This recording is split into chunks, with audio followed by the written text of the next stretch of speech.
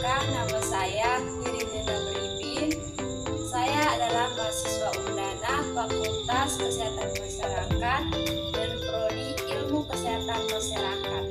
Di video ini saya akan mengajak teman-teman sekalian untuk lebih mengenal lagi tentang penyakit hipertensi. Nah, kita akan mengenal apa itu hipertensi. Jadi hipertensi adalah keadaan di mana terjadinya peningkatan tekanan sistol lebih dari 140 mm merkuri dan tekanan diastol lebih dari 90 mm merkuri. Jadi sistolik adalah jumlah darah yang diukur setiap detik ketika jantung berkontraksi dan mendorong melalui arteri ke seluruh tubuh. Dengan angka tekanan darah sistolik normalnya itu sekitar 120 mm merkuri.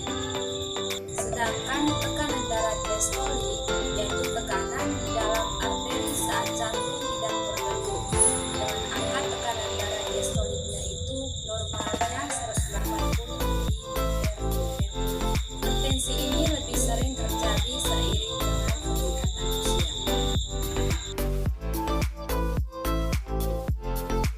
Prevalensi hipertensi di dunia cukup tinggi, termasuk negara berkembang seperti di Indonesia. Menurut data yang diperoleh dari WHO atau World Health Organization, sekitar lebih dari 1 miliar orang yang menderita hipertensi dengan tingkat kematian setiap tahunnya mencapai 9,6 juta. Diprediksi di tahun 2050, 29% orang dewasa di seluruh dunia terkena hipertensi. Dalam penyakit hipertensi itu diklasifikasikan ada dua, yaitu secara krisis. Yang pertama hipertensi urgensi dan yang kedua yaitu hipertensi emergensi.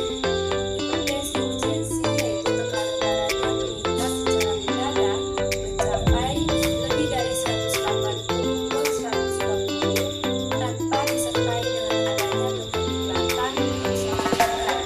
Sedangkan hipertensi emergensi yaitu tekanan darahnya meningkat secara mendadak yaitu 180/130 tapi disertai dengan kerusakan pada otak.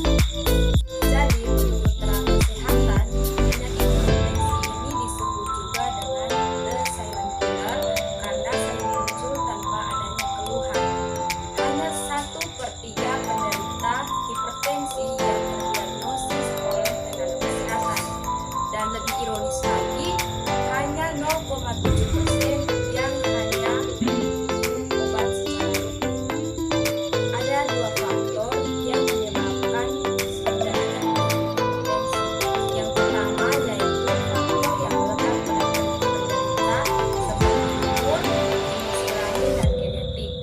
Sedangkan faktor yang kedua yaitu faktor yang diakibatkan oleh perilaku tidak sehat oleh penderita hipertensi tersebut. Seperti yang pertama itu merokok, konsumsi garam berlebihan, berat badan naik atau kegemukan, kemudian stres, dan yang terakhir yaitu konsumsi alkohol.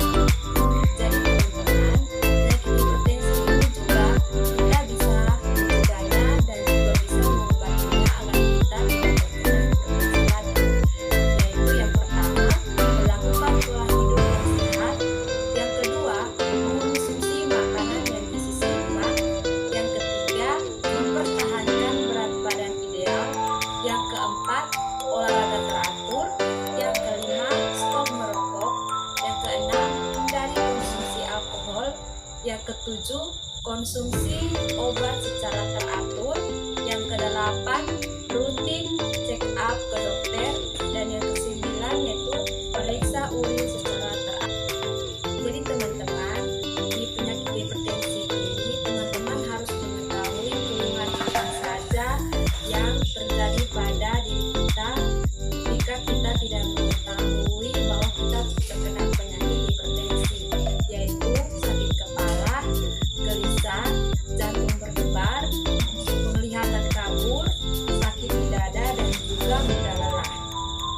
Nah teman-teman, hipertensi ini harus segera diobati karena hipertensi ini dapat mengakibatkan penyakit komplikasi seperti jantung, stroke, kerusakan ginjal, kerusakan retina, gangguan saraf, dan juga gangguan pada otak.